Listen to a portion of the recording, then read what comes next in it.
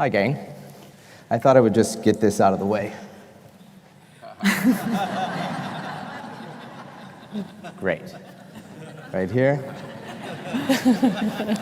I'll leave that there. Okay, so we're going to settle in. I'm Matt Hranek. I'm the founder editor of William Brown Magazine. This is Yolanda Edwards, founder editor of Yolo Journal, and Marie-Louise Scio of Pellicano fame, Mezzatori, the Pelli Group, Isimo. She has a much more grand resume than us. La Posta Vecchia. And Posta Vecchia. Right. Do you guys know why we're up here? Well, we're going to talk about our friendship first. Our origin story. And our origin story, and how we got to where we are in terms of embracing old and new media, and, I don't know, developing a kind of maverick friendship over the time.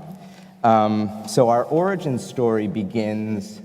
Well, it sort of starts with back in 2015, and this all plays... Wait, that's a very young version of ourselves. Very, very young, yeah. That's 2015. The beard is much more gray. Okay, so back in those days, I was working in legacy publishing. I was at Condé Nast Traveler as the creative director. And one of my colleagues said to me, I know you're going to Italy. Do you want to go check out this hotel Pellicano? They've just had they're going to have their 50th anniversary. And I was like, I've heard of that place. I think Slim Aarons had shot there, but I didn't really have any, like today, everybody knows the Pellicano. Back then, I was like, it feels familiar, but not quite sure. So we said yes. We couldn't make it to the party, but we went a couple days later, and we walk in to the hotel, and immediately I was like, how have I not known about this place? And who is this woman, Marie-Louise? And I knew we were going to have lunch the next day, but so I'm just starting to get all of these feelings around this place. There's Missoni wrapped banisters, and I knew that was a carryover from the party, but I was like, who is this woman? What is this place? I was on board as the photographer, in tow as I normally am, Mr. Edwards.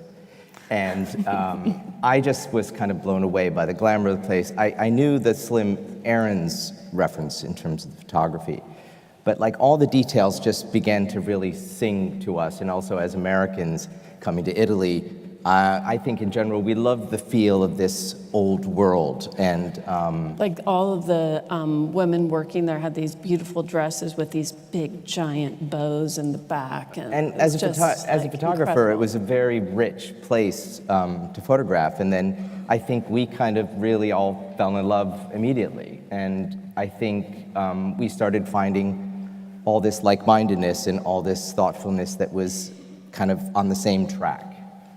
Yeah, I think we have the similar design aesthetic, right? And we all appreciate kind of an old world in one sense, and we want to protect it, and obviously creating a dialogue with the new world, which is what intrigued me very much of you guys when you started Condé Nast Traveler. The travel world was not as sexy, let's say, as it is today, and I think travel magazines as well weren't that sexy. And where's that picture? Is it coming out?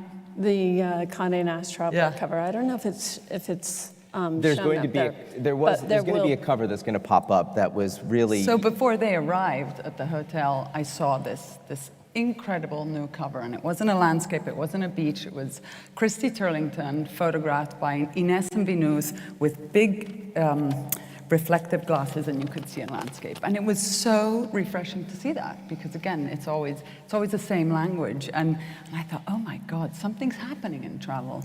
And it is going to start being kind of cool in some way. And I think you really made it cool. And Yolanda was responsible for that. Yeah, absolutely. And there it is. And this cover was, I think, really changed the course. And then it happens that I think it was also at the beginning of social media. Yeah.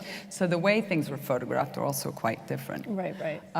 So we Missoni. So we bonded over the Missoni and the Yeah. design of the Pellicano, and also over your point of view in towards hospitality and the Right. fact that you guys understood and appreciated all the homemadeness. There's a homemadeness to our Right.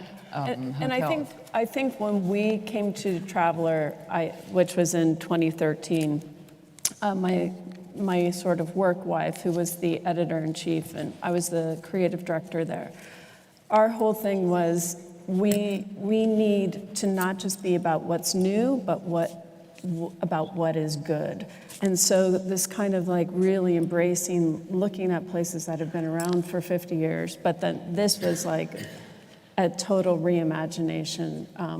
I was like, in my head, the Pellicano was this sort of sleeping beauty, and then when I met Marie-Louise, I was like, okay, here's the person who's going to bring it back. I revived that. Yes. To keep us on track, fast forward, Yolanda and I lose our jobs. Yeah. It was not funny then, but it's good now. I'm going to beg to differ because I remember that day quite vividly when the phone call came in and I watched Yolanda's face just drop. And I remember looking across the breakfast table and thinking to myself, oh, something is up. And she said, it's all over. And I was like, what are you talking about? She's like, no, it's all over. The magazine, it's gone. We're losing our jobs. And I was like, oh my gosh, congratulations. This is so great, says the freelancer who's never had a job. And Yolanda's like, well, what do you mean? I said, well, Yolanda, here's an opportunity to do what we've been talking about for a very, very long time, which is to kind of create these titles, these magazines that don't exist in our point of view. And we have an opportunity now to do that. Like, we should just figure out how to do that. And that started first with my magazine, William Brown, W.M. Brown, and because I was a huge magazine fan. I spent my entire photographic career just interested in photographing magazine editorial, and I worked for all those titles that I dreamed about and looked at when I was a kid. But then I was thinking, like, where is that all-inclusive magazine that had everything I loved under one umbrella, which was, of course, men's style, but also food and cars and watches and travel and kind of obscure craft and stuff like that. And we set out to do that. And since Yolanda was conveniently unemployed, she became the creative director. And to tie Marie-Louise into that, you know, we became part of her world very quickly, which was terribly exciting. And she was building this community of people. And one of the characters that we met in this newfound family was my first cover boy, Gerardo, the world's most handsome Italian. And I met him at La Posta Vecchia at a party that Marie-Louise was throwing together. And Gerardo spoke like no English. His wife, Margarita, did, and we kind of figured it all out, and we took a trip to Abruzzo. I threw a Leica in a bag in the back of this Land Rover. I said, Gerardo, bring some clothes, and just magic happened. And then we realized, I think we have something here. We have a magazine, and we have a point of view, and I don't really care if nobody likes this, because I like it, and maybe we'll find a couple dozen people that like it. And it just kind of took off. And then Marie-Louise gave Yolanda some really good advice. Yeah, she was like, when are you starting Yolo? And you called me Yolo. She was like, we need the Yolo magazine. So Yolanda, Yolo, plus You Only Live Once. That's how it came to be. Because we were starting a new chapter in some way. Yes. I was opening a new hotel, and you were about to launch your magazine. And so I was a bit insistent in Yolo launching her magazine when we launched the Mezzatore, the new hotel. And it was really fun because we were both, you know, kind of going out of our comfort zones in some way. My business was always a family business, and you know, it had been there. Instead, I was taking up a new hotel and launching it kind of myself. So I was a little nervous, and you were, you know, launching your magazine, and it was quite emotional and really great because we started again building really our newfound communities together. And I think that's the first issue, isn't it? Exactly. Which was photographed. That's a photo at the Pellicano, and that's a photograph of me holding it at the Mezzatore when we did the party. Exactly. And I think that when I was working on Yolo, I just like had major I mean, I had worked in magazines my whole life, but I still had this kind of imposter syndrome of like, how can I be starting a magazine? Like, this is the time when everyone says print is dead. What am I doing? Like, we lost our jobs in print, and we're doubling down, both of us, in this world. Like, and we have a kid. Like, this isn't just. I'm like having fantasies, not fantasies, nightmares that I'm gonna like move in with my parents or losing everything. Yeah, I'm gonna start bartending. But I had like Marie-Louise, who I was like just adored, saying like, no, this is gonna be great, and you have to have that magazine ready in time for the launch. And had she not done that, I'm sure I would have just like probably procrastinated and never done it and just worked. It's easier for me to work on other people's projects than my own, especially when they're not done. So like having that to work towards, and that was just like, that was such a big, it was really like, while the 50th anniversary at the Pelli was a big deal, this was like a huge deal for you personally, because it was also social media was just, the amplification was huge. And in those 10 years, there was a big evolution of social media, right? Exactly. I think the existence of the magazines and its amplification and its communication was so helpful that there was this tool around called Instagram. And I think, you know, I always use this example. It's like, oh, when you wanted to start a new business, you would get a telephone line and a business card and a masthead and all, a kind of letterhead. And then now all you needed was this social media tool, a phone. And I remember putting up the cover. We figured out a way to pay for the magazine. The hustle is real. A tree fell on my car in Brooklyn, and I took the insurance check and paid for the first magazine. That is a true story. And then I put a picture up on Instagram, and I woke up to like 1,000 DMs of like, what is this, and how could we buy it, and how could we be a part of it? And all of a sudden, it started, and I just was like, this is the coolest thing ever. And to have direct communication with your audience, which was a difficult thing to do before this engagement, like when Yolanda and I were in magazines, I'm sure the same thing is in hotel world, unless somebody is coming to you, usually writing a nasty letter, you don't really know what people think about what you're doing. And suddenly there was this tool to reach an audience, and I just thought, like, this is just incredible. And I don't think what we do would be possible without that kind of dialogue. I think the sort of community building is something that Marie-Louise really instinctively understood, and I think we both learned a lot from. I know, like, doing events is, of course, something that people have utilized as community building for a long time, but I think most people don't think of hotels as being these kind of community builders. And even well before everyone was on Instagram, I think that was one of your real signature things, like doing these parties where you were inviting people who were not influencers, they were influential, they were real, true friends, and in combining, like, I love the thing you say about how you bring people together and your sex and fun.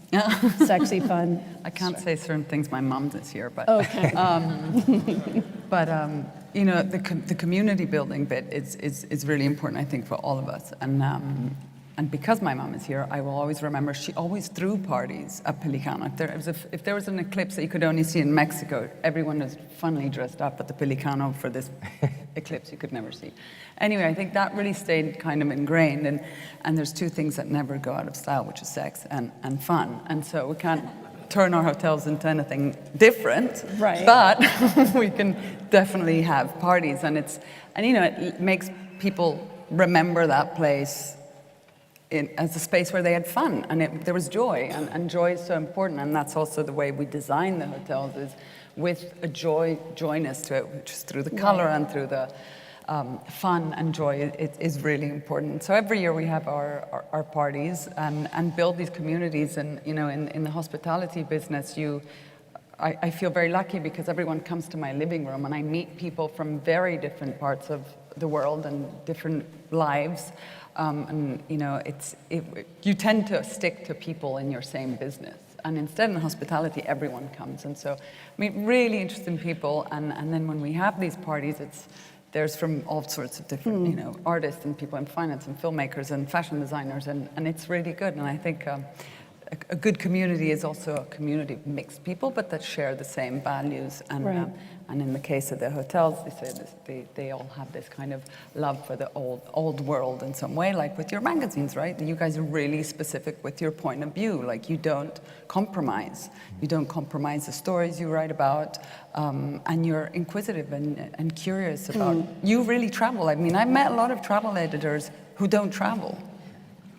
Yeah, that You'd was be surprised, but it's true. You know, when I was when I started It's as a true. photographer, and I was working and shooting travel stories, mostly for Travel and Leisure, Yolanda's competitor, but later on Condé Nast Traveler. I would get these dossiers to like shoot a story in Portugal, and they would say this came from the editor or the writer of the story, and they would say, from the bottom of the riverbed, you look up to see the monastery, and to the left is the most beautiful little kiosk to get baked bread. And then I would be, okay, there's the picture. And then I would get in the riverbed and I was like, Oh. there's no monastery. And then I was like, that crappy place selling hot dogs is the kiosk with the, you know, I was like, it's all lies, because at least at that period of time, that generation of travel writer that were my editors were not traveling. They were reporting from a desk, and I don't know how they were getting information because there wasn't an internet to kind of Google and look, or there wasn't Google Maps. But so I remember just saying, like, these guys are just liars and lazy, and nobody, and that's when I started becoming an editor. That's when I started saying, like, no. I would come back from these stories and I would say, like, no, you can't see the monastery. And actually the best thing is the kind of little roasted pig place with the vino verde on the side of the road. And they'd be like, yeah, Matt, you're a photographer, like, stay in your lane. And I just was like, oh, am I gonna ruin you one day? Like, I mean, don't. And I think part of, I mean, the magazine was not created as a vengeance, but a little bit. Yeah, for sure. But I think what's Lucy and Desi.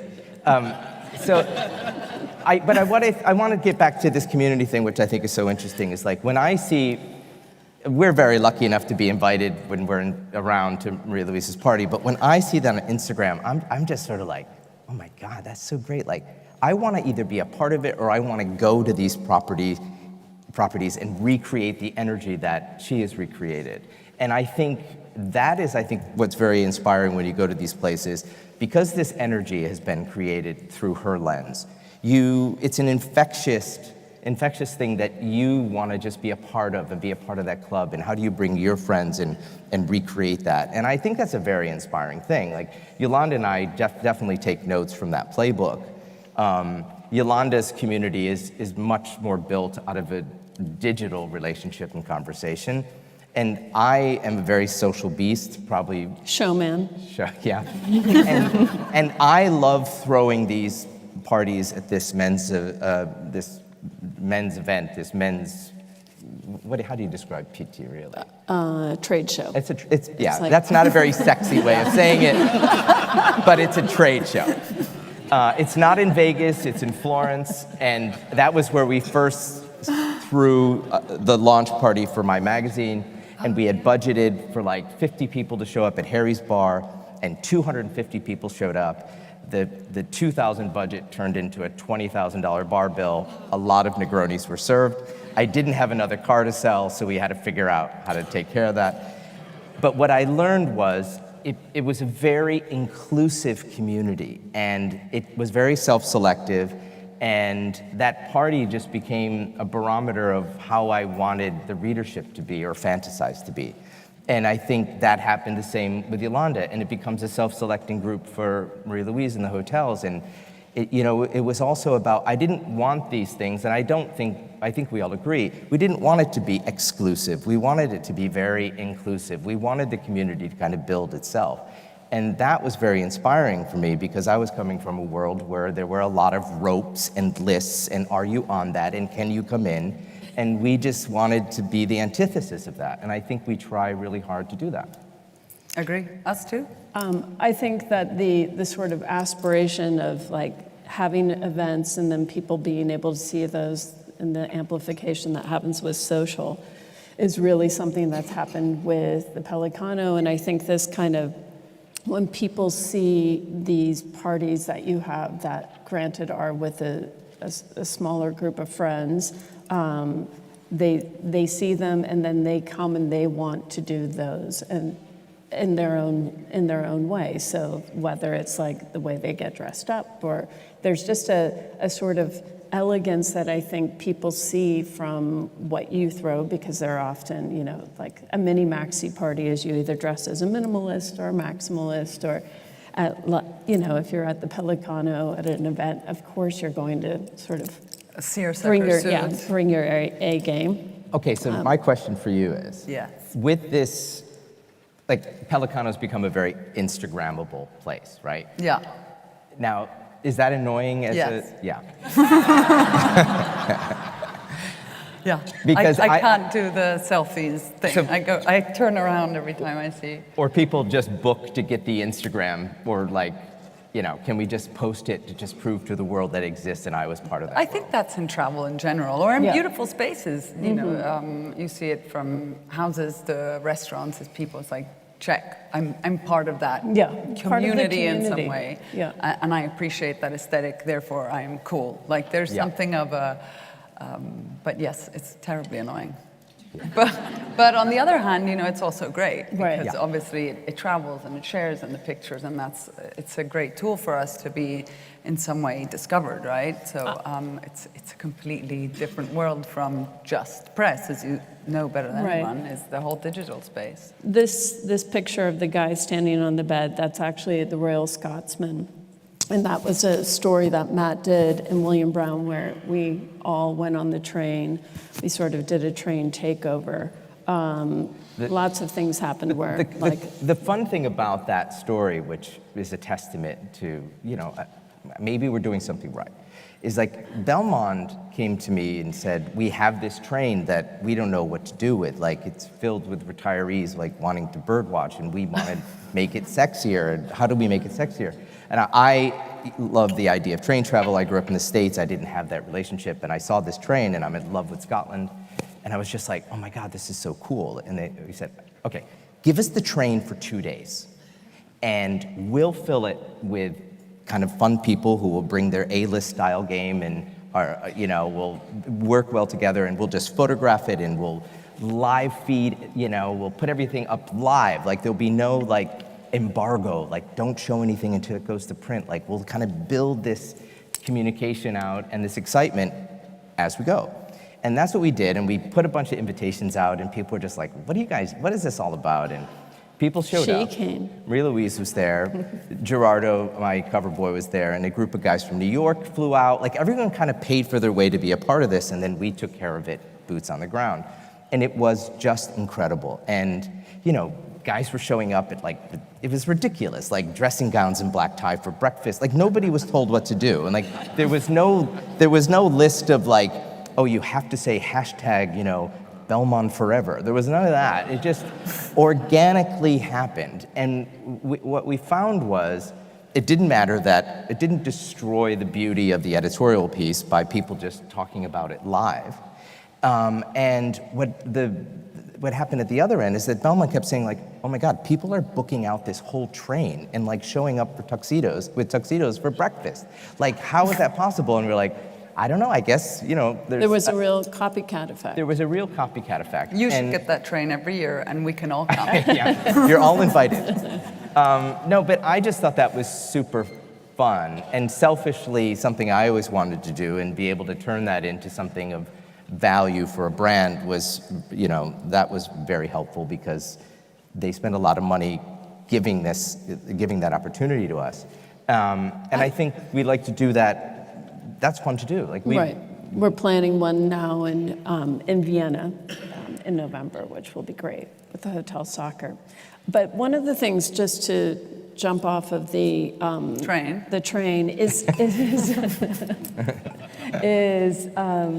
this whole kind of moving, the people wanting to be a part of something in the, like, there are only so many rooms you can stay at in the Pellicano or Mezzatorre or Posta Vecchia.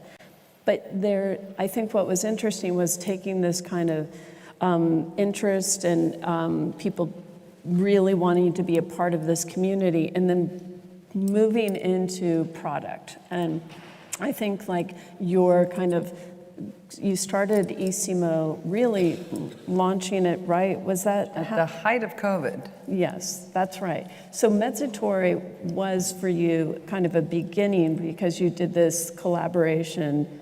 Was that your first collaboration? What? With Birkenstock? Yeah, so we, in our hotels, we have shops, and I curate all the design of the hotels, the interior design, like it or not, but I do that. It's pretty great. And then also basically all the style, and so also the shops, and we have shops that are not your typical hotel shop. They're very, very stylish, I would say. Yeah. We have all sorts of things, and a lot of fashion people come to the hotel, so a lot of collaborations have come out of it. They're highly curated. Yes, thank you. They're highly curated, and one of the things, you know, it always comes nearly out as a personal necessity. I love Birkenstocks, and I couldn't exactly run around the hotel with Birkenstocks because the Pellicano is a very chic place. And so I thought, I'm going to call Birkenstock and see if I can do them in silk or raffia, or like kind of refine them and elevate them.